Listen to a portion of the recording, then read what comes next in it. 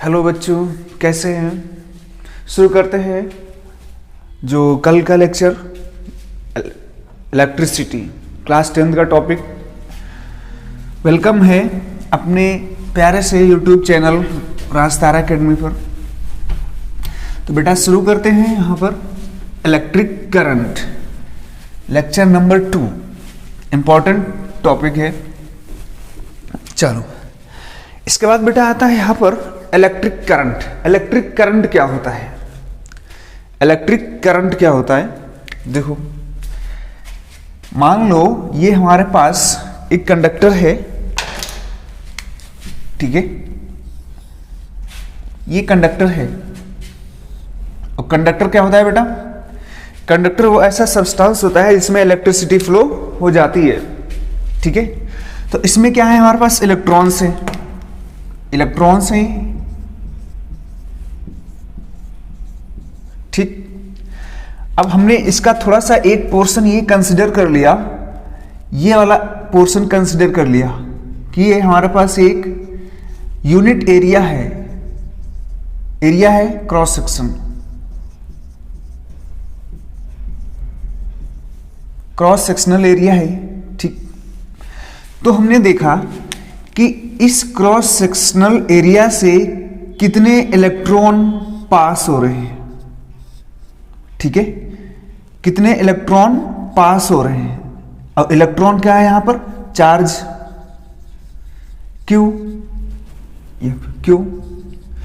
तो हम कहेंगे कि इस यूनिट एरिया में किसी एक सेकेंड में या यूनिट टाइम में कितने इलेक्ट्रॉन्स पास हो रहे हैं, या फिर हम कह सकते हैं कि इस यूनिट एरिया में चार्ज कितना पास हो रहा है यूनिट टाइम में, उसी को बोला जाता है करंट। कैसे कह सकते हो? The flow of charge in unit area in unit time is called current, electric current. तो देखो डेफिनेशन यहां पर क्या है,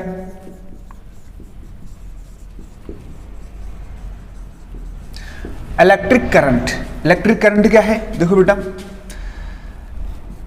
the flow of charge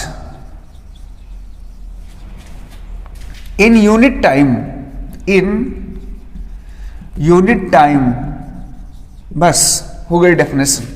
the flow of charge in unit time. अब इसको डिनोट किया जाता है बेटा आई से। आई से क्यों? क्योंकि आई का मतलब यहां पर या तो ई से होना चाहिए या फिर सी से होना चाहिए, लेकिन आई से क्यों किया गया? तो इसका मतलब है, देखो इंटेंसिटी ऑफ करंट। क्या मतलब होता है? Intensity of current, electric current, ठीक है। Intensity of electric current. चलो इसको इरेज करते हैं। इंटेंसिटी ऑफ इलेक्ट्रिक करंट, इसलिए इसको बेटा आई से लिखा जाता है, ठीक। तो इसको देखो आई क्या होगा, ये current I is equal to flow of charge, flow of charge in unit time. तो charge q unit time by time t. देखो बेटा यहां फॉर्मूला बन गया I is equal to q by t. ये फॉर्मूला इंपॉर्टेंट है, याद रखिएगा, ठीक है। तो करंट का फॉर्मूला बन गया क्यू बाई टी, ठीक है। चलो अब यूनिट देखते हैं बेटा यहां पर, इसके यूनिट।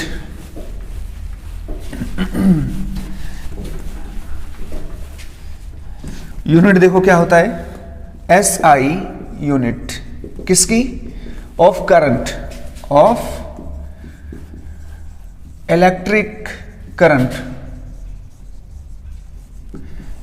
देखो बेटा यहीं से निकालते हैं,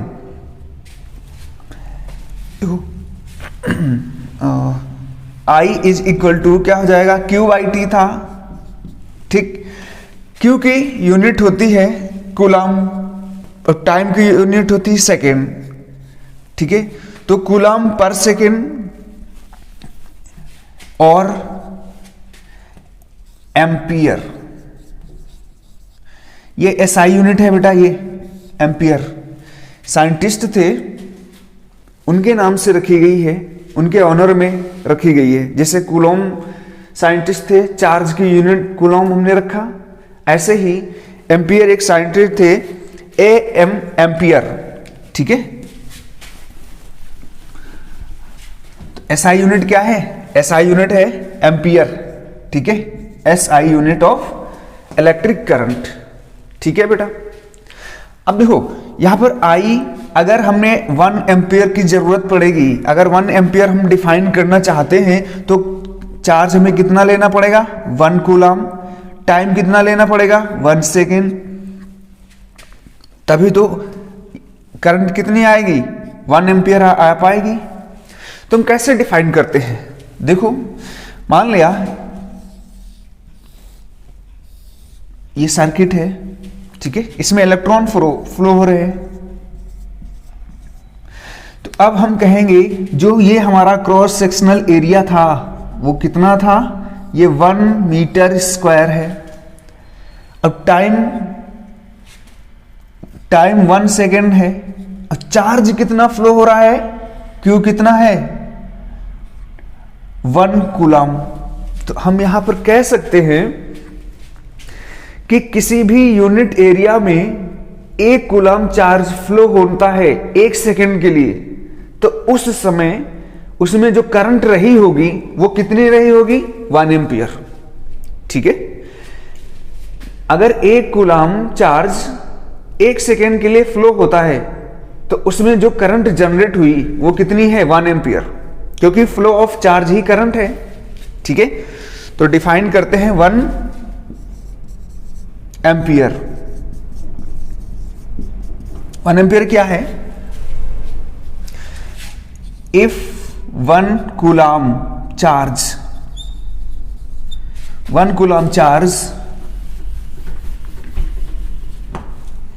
flow for 1 second in conductor, then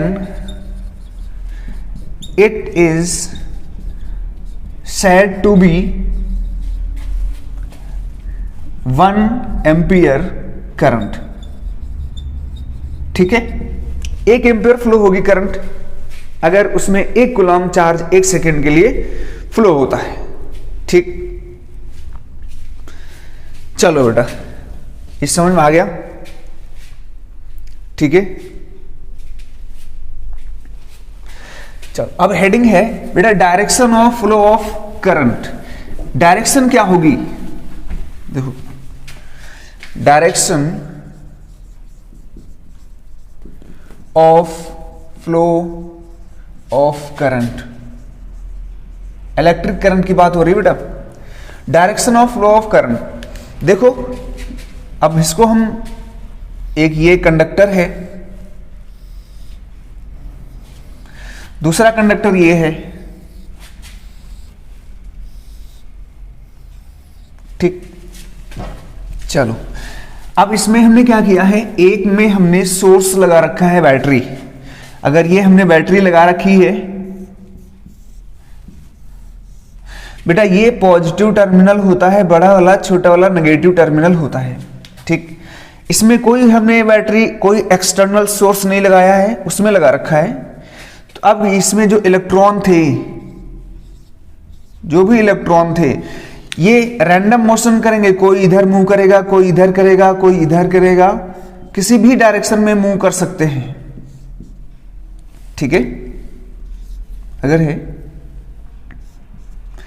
ये रैंडम मोशन करेंगे तो इनका नेट मोमेंट 0 हो जाएगा।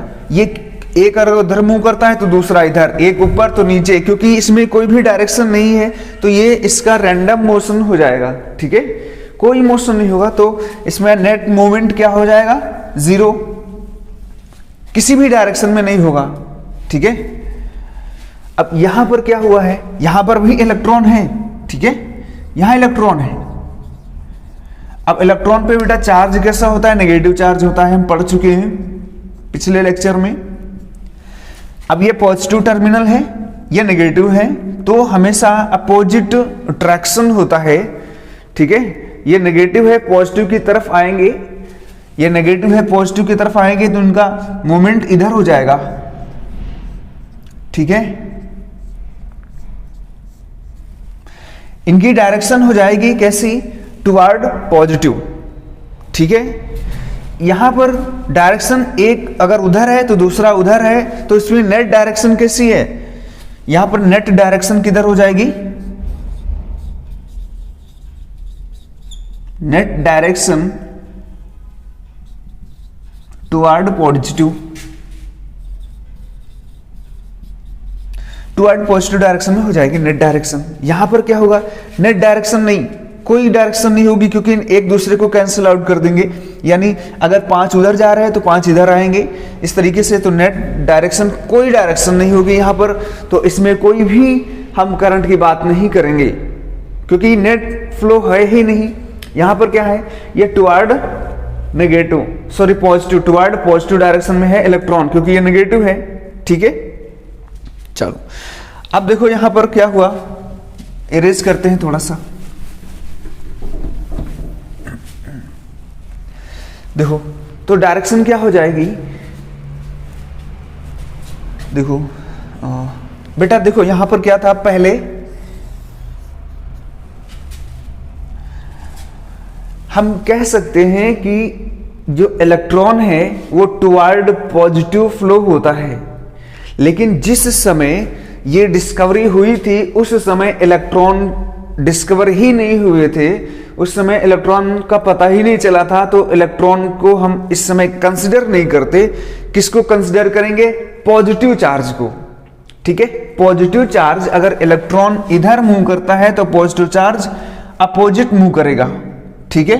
अगर अपोजिट मूव करेगा तो हमने इसको मान लिया था कि अगर कोई पॉजिटिव चार्ज है वो इस डायरेक्शन में अगर मूव करता है तो वही डायरेक्शन हो जाएगी किसकी, इलेक्ट्रिक करंट की। तो हम कह सकते हैं इट इज द डायरेक्शन किसकी, इलेक्ट्रिक करंट की, कि पॉजिटिव डायरेक्शन में जो पॉजिटिव चार्ज मूव करता है वही डायरेक्शन है किसकी, इलेक्ट्रिक करंट की। तो हम कह सकते हैं टुवर्ड पॉजिटिव चार्ज या along positive charge, positive charge के डायरेक्शन के अलोंग ही इसकी इलेक्ट्रिक करंट की डायरेक्शन होगी क्योंकि चार्ज यही है। और देखो और क्या कह सकते हैं, अपोजिट, अब डायरेक्शन देखो उधर है पॉजिटिव चार्ज की, इलेक्ट्रॉन तो इधर मूव करता है, तो इलेक्ट्रॉन के अपोजिट हुआ ना, और opposite to flow of electron, ठीक है। इलेक्ट्रॉन के मूवमेंट के अपोजिट होती है डायरेक्शन किसकी, इलेक्ट्रिक करंट की। इसके बाद बेटा आता है, याद रखना ये इंपॉर्टेंट पॉइंट है, यानी इलेक्ट्रिक करंट की डायरेक्शन क्या होती है, अपोजिट इलेक्ट्रॉन के फ्लो होने की, ठीक। चलो अब आता है इसमें मैग्नीट्यूड। बेटा मैग्नीट्यूड की कितनी इलेक्ट्रिसिटी है, क्या है उसमें किसी भी कंडक्टर में, तो हेडिंग है magnitude of electric current, of electric current.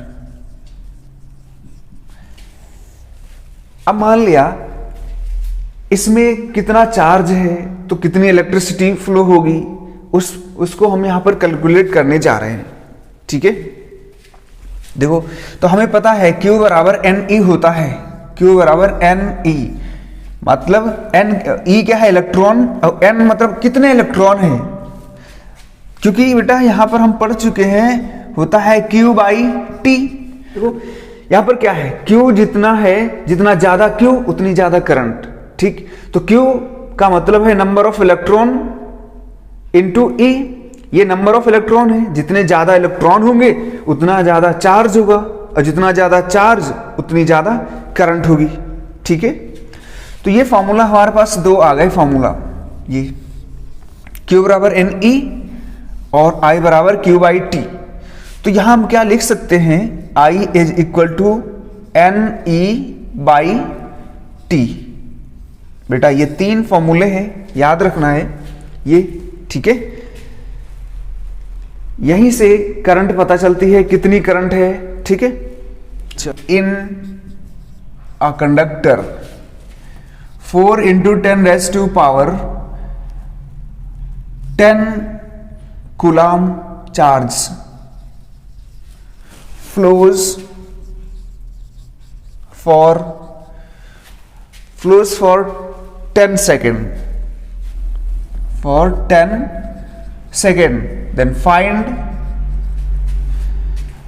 current, ठीक, फाइंड करंट। अब देखो क्या क्या दिया हुआ है, ये क्या दिया हुआ है, चार्ज दिया हुआ है, Q is equal to 4 × 10⁻10 coulomb, ठीक है। टाइम कितना दिया हुआ है, 10 सेकेंड। क्या पूछा है, आई पूछा है, ठीक। तो फॉर्मूला आई वाला बराबर क्या फॉर्मूला होता है, देखो सेकंड फॉर्मूला लगाओ, तो आई बराबर Q/T। यहां पर Q कितना है, 4 × 10⁻10 सेकेंड, ये है कूलम, ये है सेकेंड। तो यहां से ये एक जीरो से एक जीरो कैंसिल, 1 कितना हुआ, 4 × 10⁻9 coulomb per second. Coulomb per second की जगह हम एम्पियर लिख सकते हैं, ठीक है। कूलम पर सेकेंड यूनिट थी, एम्पियर भी तो यूनिट थी, ठीक है। तो कूलम पर सेकेंड ऐसे भी लिखा जा सकता है, 4 × 10⁻9 एम्पियर, ये भी लिखा जा सकता है। ये बेटा आंसर आ गया, ठीक। चलो अगला क्वेश्चन देखो, मिटा दें, हाँ।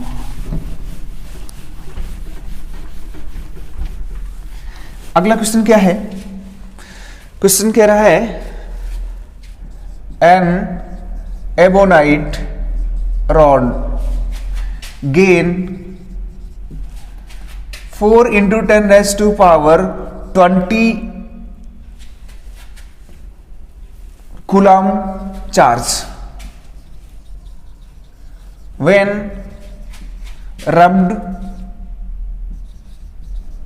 with wool, ठीक है। Then find number of electron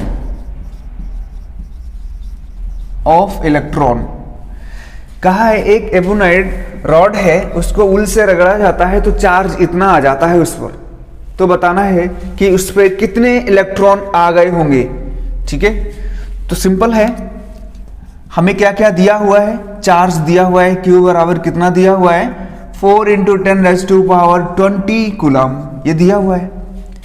charge with rubbed with number of electron क्या फाइंड करना है, N निकालना है।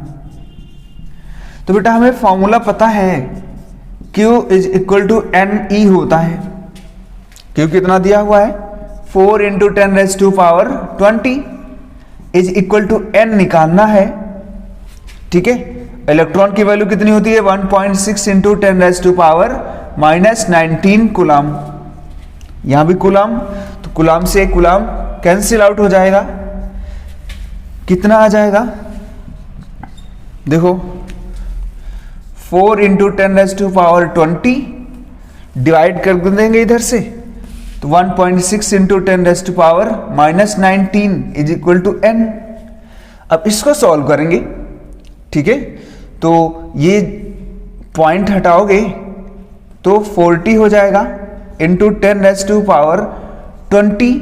अब ये ऊपर जाएगा, किस में हो जाएगा, प्लस में हो जाएगा, इंटू 10⁻19 बाई ये 16 इज इक्वल टू N। अब यहां से बेटा निकाल पाएंगे N, यहां से कितना हो जाएगा, 2.5 इंटू 10⁻, ये कितना हो जाएगा, 39 इज इक्वल टू N। कितने इलेक्ट्रॉन आ गए, ये इलेक्ट्रॉन आ गए, ठीक है। इतने इलेक्ट्रॉन हो जाएंगे बेटा आपके, ठीक। चलो चलो इरेज करते हैं। ऐसे ही क्वेश्चन बहुत सारे हैं, ठीक। तो अगला टॉपिक शुरू करते हैं।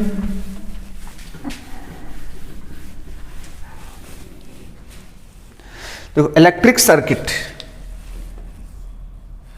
इलेक्ट्रिक सर्किट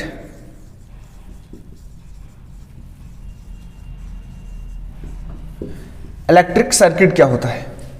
देखो बेटा कैसे इसको बनाते हैं। पहले ये मान लिया ये बैटरी है, ये की है, ठीक। बल्ब लगा दिया,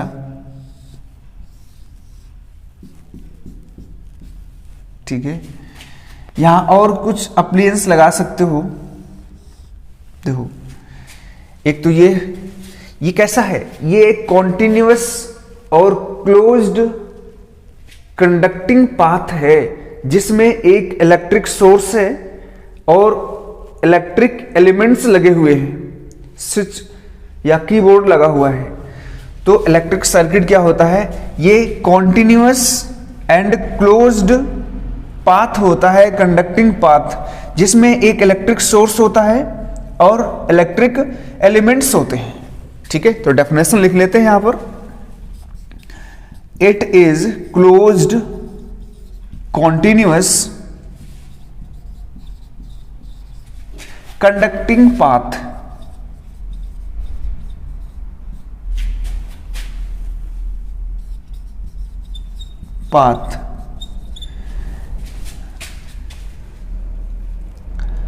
in which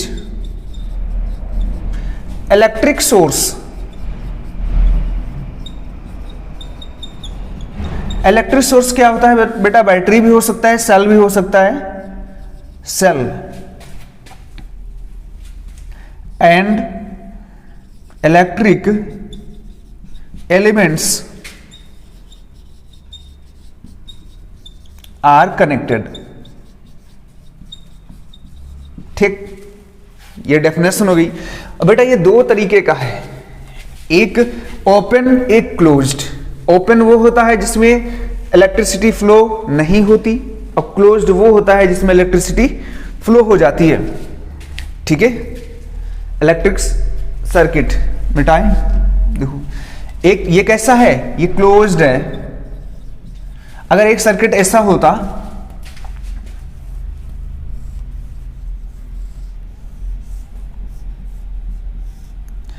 अब यहां पर की है, अगर हम यहां पर ऐसा करते, ये ओपन है, ये अगर इसमें बनाना चाहते हो तो बना सकते हो। अब ये इसमें टच है, तो ये कैसा है? क्लोज्ड हो गया, ये ओपन है, ठीक है। दो तरीके का है, ये कैसा है? क्लोज्ड, और ये कैसा है? ओपन, ठीक।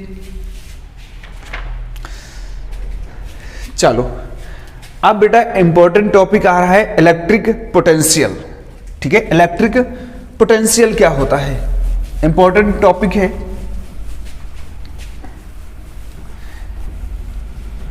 इलेक्ट्रिक फील्ड क्या होती है, इलेक्ट्रिक पोटेंशियल क्या होता है, ये सारा चीज बहुत ज्यादा इंपॉर्टेंट है, ठीक। तो हेडिंग डालो यहां पर इलेक्ट्रिक पोटेंशियल या इलेक्ट्रिक फील्ड। इलेक्ट्रिक फील्ड क्या होता है? इलेक्ट्रिक फील्ड देखो बेटा,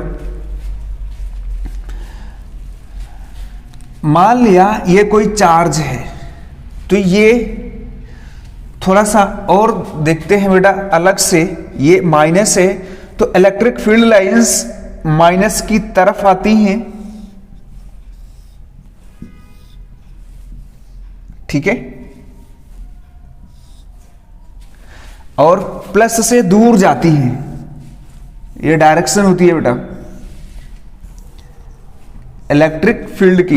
इलेक्ट्रिक फील्ड लाइंस जो है प्लस से दूर माइनस की तरफ आती हैं।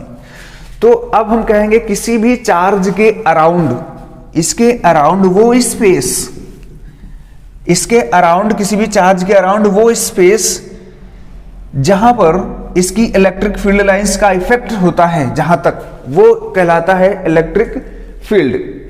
इलेक्ट्रिक फील्ड क्या है, जैसे अपन मान लिया घर में हो तो घर के आसपास कुछ आपका इफेक्ट होगा, कुछ आपका प्रभाव होगा, वही कहलाता है तुम्हारा स्पेस। ठीक है, ऐसे ही ये चार्ज के अराउंड वो स्पेस है जहां तक इसका इफेक्ट है, वो कहलाता है इलेक्ट्रिक फील्ड। ठीक है, तो इलेक्ट्रिक फील्ड क्या है, it is the space around any charge. ठीक, अब इफेक्ट यहां तक है तो कैसे पता करेंगे, जब तक कोई दूसरा चार्ज नहीं लेके आएंगे। मान लिया हम ये माइनस लेके आए यहां तक, तो देखा माइनस ये अट्रैक्ट करने लगा। अगर अट्रैक्ट करने लगा इसका मतलब है इसका इफेक्ट यहां तक था। अगर यहां तक हमने रखा था, देखा इसका इफेक्ट यहां तक कोई ना इसको रिपेल करता था ना अट्रैक्ट करता था, इसका मतलब इस पोजीशन पर उसका इफेक्ट है ही नहीं। तो इसका इफेक्ट कहां तक है, वही रीजन कहलाता है इलेक्ट्रिक फील्ड। ठीक है, तो डेफिनेशन लिखें। देखो क्या है, it is space around any charge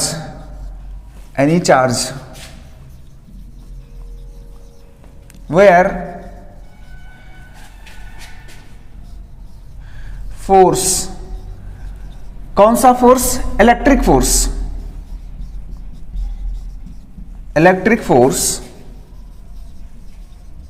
can be experienced by another charge when another charge। बस ठीक है, जब यहां पास कोई चार्ज लाएंगे तभी फोर्स एक्सपीरियंस होगा, या तो रिपल्सन होगा या अट्रैक्शन होगा। अगर सेम चार्ज होगा तो क्या होगा, रिपल्सन होगा। अगर अपोजिट चार्ज होगा तो अट्रैक्शन होगा। ठीक है, यहां पर एक पॉइंट लिख लो, सेम चार्ज क्या होता है, रिपल्सन होता है। ठीक, अपोजिट चार्ज क्या होगा,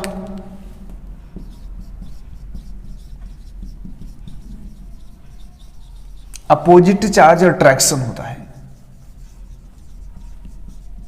ठीक है, अपोजिट चार्ज अट्रैक्शन होता है। तो इलेक्ट्रिक फील्ड समझ गए। इलेक्ट्रिक फील्ड क्या होता है, इलेक्ट्रिक फील्ड किसी भी चार्ज के अराउंड वो स्पेस होता है जहां पर दूसरा चार्ज लाने से उस पर फोर्स लगने लगता है। ठीक है, मान लिया ये नेगेटिव है, तो अब हम पॉजिटिव चार्ज को ला रहे हैं। ठीक है, जहां इसका फोर्स अट्रैक्शन लगने लगा, इसको अट्रैक्ट करने लगा, तो हम कहेंगे इस चार्ज की वो स्पेस क्या है, इलेक्ट्रिक फील्ड है। अगर यहां तक था तो इस पर कोई अट्रैक्शन नहीं था। अगर कोई अट्रैक्शन नहीं था तो इसको अट्रैक्ट नहीं करता था, तो इस पर कोई फोर्स नहीं लगता था, तो यहां तक इसका चार्ज, इस चार्ज का यहां तक कोई इफेक्ट नहीं है, तो यहां पर इलेक्ट्रिक फील्ड है ही नहीं इस चार्ज की। जैसे ही हम इसको पास लाए तो देखा यहां अट्रैक्ट करने लगा, इसका मतलब है कि इस पर फोर्स लगने लगा है, ये लगा रहा है, तो इसके यहां तक क्या है, इसका इलेक्ट्रिक फील्ड है। ठीक है, तुम कह सकते हैं इलेक्ट्रिक फील्ड किसी भी चार्ज के अराउंड वो स्पेस होता है जहां पर दूसरा चार्ज लाने से फोर्स लगने लगता है, बस। ठीक है, चलो बेटा, इलेक्ट्रिक फील्ड हो गई।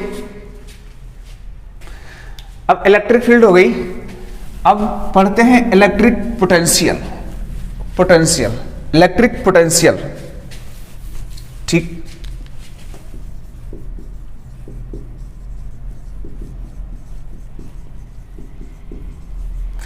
इलेक्ट्रिक पोटेंशियल V से डिनोट करते हैं, वोल्टेज। ठीक, देखो बेटा, इलेक्ट्रिक पोटेंशियल क्या होता है।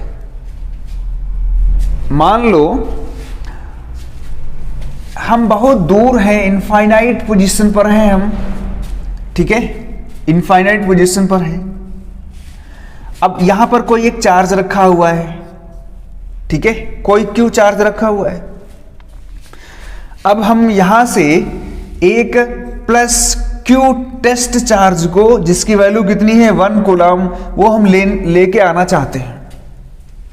ठीक है, चार्ज हमेशा बेटा हायर से लोअर फ्लो होता है, हायर से लोअर फ्लो होता है। देखो एक बार, अगर ये बॉडी है, ये 10 कूलम है प्लस ये है यहां पर 5 कूलम प्लस है, ठीक है, ये पॉजिटिव 5 है, तो यहां से चार्ज फ्लो होगा, यहां से चार्ज इसमें फ्लो होगा। कब तक फ्लो होगा? जब तक इसका चार्ज और इसका चार्ज इक्वल नहीं हो जाता, तब तक यहां से फ्लो होगा। ऑब्वियसली यही होना है कि ज्यादा से कम की तरफ फ्लो होता है। अगर मान लिया कोई बॉडी है, देखो ये, इसका टेम्परेचर है 100 डिग्री सेल्सियस, ठीक है, अब दूसरी बॉडी है, इसका 50 डिग्री सेल्सियस है, तो ये हाई टेम्परेचर से हीट लो टेम्परेचर की ओर फ्लो होगी, ऐसे फ्लो होगी। कब तक फ्लो होगी? जब तक इसका टेम्परेचर और इसका टेम्परेचर सेम नहीं हो जाता, ठीक है। ऐसे ही चार्ज में भी होता है, ठीक। तो इसके लिए हमें कोई इफर्ट नहीं करना पड़ेगा, अपने आप ये फ्लो हो जाएगा, ठीक है, अपने आप फ्लो हो जाएगा। लेकिन अगर हम कहें कि हमें हीट 50 से 100 में लाना है, इधर लाना है, तो हमें एक्सटर्नल वर्क करना पड़ेगा इस पर, तभी ये हीट इधर आएगी, क्योंकि हीट का नेचर होता है हाई टेम्परेचर से लो की तरफ, और हम क्या कर रहे हैं? लो से हाई की तरफ हीट को ला रहे हैं।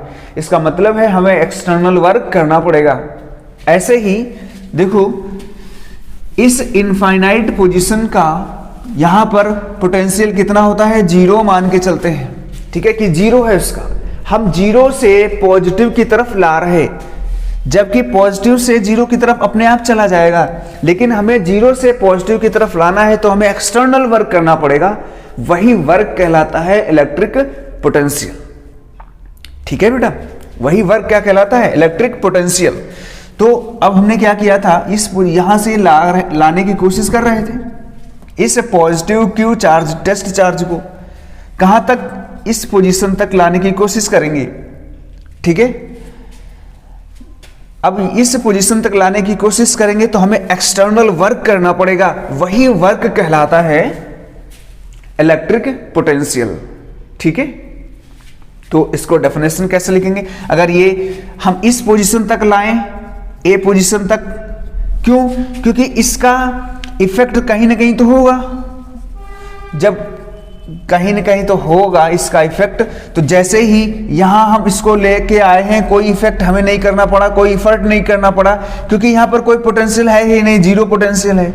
जैसे ही यहां लाए, अब देखा ये फोर्स इसको रिपेल करने लगा, ये वाला चार्ज इस चार्ज को क्या करेगा? रिपेल करेगा, इधर की ओर भगाएगा, लेकिन हमें तो लाना है इधर, तो हमें एक्सटर्नल वर्क करना पड़ेगा। तो यही वर्क कहलाता है इलेक्ट्रिक पोटेंशियल, ठीक है। तो डेफिनेशन लिखो, देखो देखो, it is the amount of work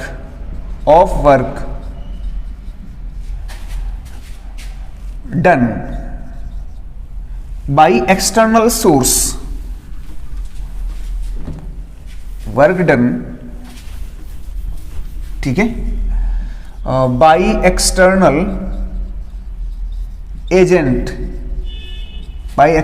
agent, when positive unit test charge bring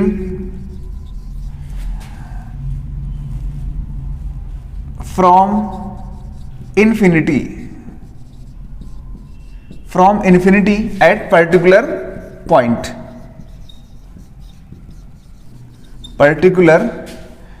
point against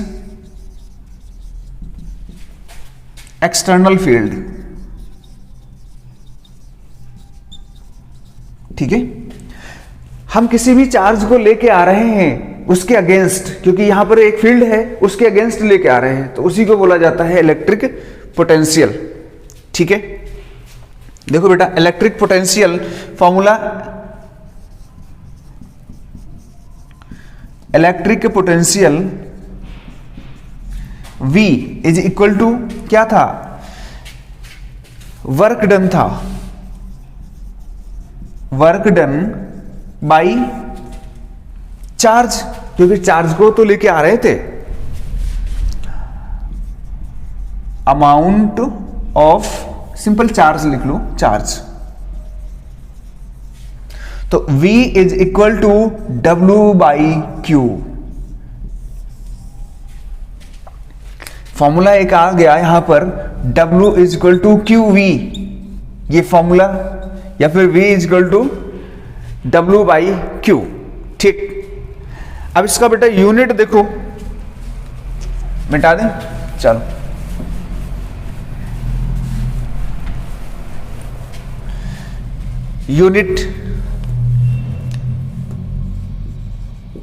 unit of potential या इलेक्ट्रिक पोटेंशियल, ठीक है, क्या हो जाएगा, यहां से निकालो जे। अच्छा, वर्क की यूनिट क्या होती है, वर्क की यूनिट क्या है, जूल। अब चार्ज की यूनिट क्या है, कूलम। तो V की यूनिट क्या हो गई, W बाई क्यू है, तो जूल पर कूलम, ठीक है, जूल पर कूलम, ये यूनिट हो गई किसकी, इलेक्ट्रिक पोटेंशियल की। इलेक्ट्रिक पोटेंशियल की जूल पर कूलम ये यूनिट है। एक और यूनिट है बेटा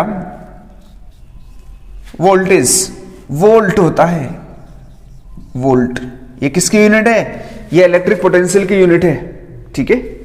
तो यहां पर लिख सकते हो, ऐसे लिख देते हैं OR और V मीन्स होता है वोल्ट, ठीक है। अब इलेक्ट्रिक पोटेंशियल को वोल्टेज भी कहते हैं। देखो वोल्ट होगा यूनिट, SI यूनिट है वोल्ट, ठीक है। ये कैसी यूनिट है, ये SI यूनिट है, वोल्ट, ठीक। अब ध्यान से देखो बेटा, अगर हमें ये 1 वोल्ट की जरूरत है तो जूल कितना होना चाहिए, या वर्क कितना होना चाहिए, 1 जूल। चार्ज कितना होना चाहिए, 1 कूलम। तभी तो ये वोल्ट कितना आएगा, 1 वोल्ट आ जाएगा। ये पोटेंशियल डिफरेंस कितना आएगा, पोटेंशियल, इलेक्ट्रिक पोटेंशियल कैसा आएगा, इलेक्ट्रिक पोटेंशियल कितना आएगा, 1 वोल्ट आएगा। तो अब देखो, फिर ध्यान से देखो बेटा, अगर हमें इसको डिफाइन करना है 1 वोल्ट, 1 वोल्ट क्या होता है डिफाइन करना है, कैसे डिफाइन करेंगे बताओ।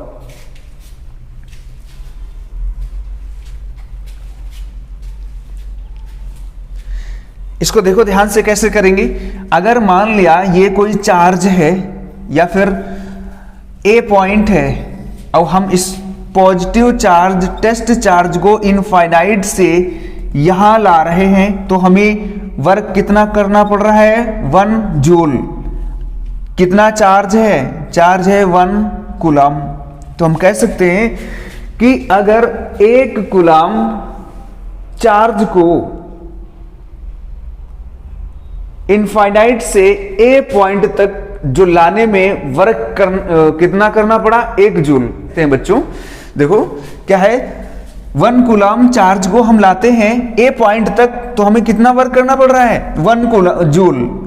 तो 1 जूल करना पड़ रहा है, तो यही क्या है, 1 वोल्ट। कैसे लिख सकते हैं, it is said to be 1 volt when 1 coulomb charge bring from infinite to particular point and work done should be 1 joule, then the electric potential is 1 volt, ठीक है। तो हम कह सकते हैं, if लिख लेते हैं यहां डेफिनेशन, if 1 जूल, ठीक है, 1 joule work is required to bring 1 coulomb charge, कहां से, from infinity to that point, ठीक है, ये होता है 1 वोल्ट। 1 वोल्ट क्या है कि हम एक कूलम चार्ज को किसी इनफाइनाइट पोजीशन से ए पॉइंट तक लाने हैं तो वर्क डन कितना करना पड़ा, 1 जूल। तो इसमें जो भी इलेक्ट्रिक पोटेंशियल होगा वो कितना होगा, 1 वोल्ट होगा। ठीक, चलो अब बेटा हेडिंग है पोटेंशियल डिफरेंस। ठीक, पोटेंशियल डिफरेंस देख लेते हैं।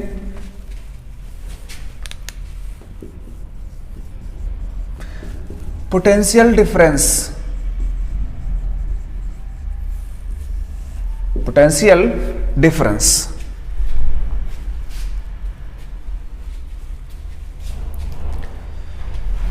देखो बेटा, पोटेंशियल डिफरेंस क्या होता है। अब हमने क्या किया था, इस इनफाइनाइट पोजीशन से यहां तक लाए थे चार्ज को, ए पॉइंट तक हमने प्लस चार्ज को लेके आए, प्लस चार्ज टेस्ट चार्ज को। अब मान लेते हैं कि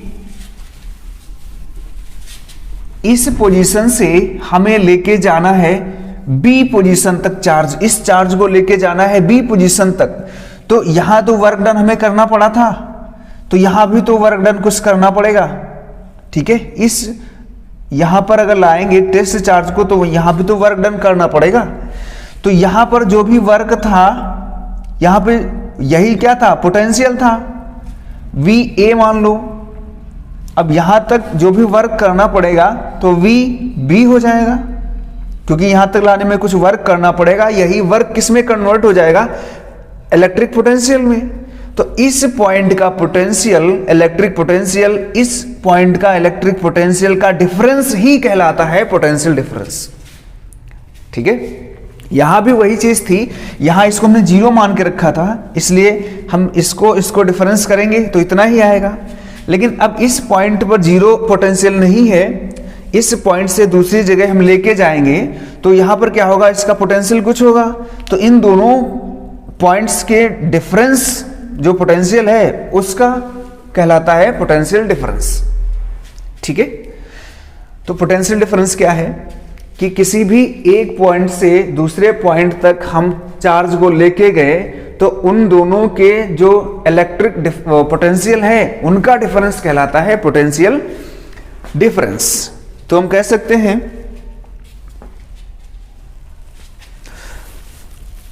देखो, the difference of electric potential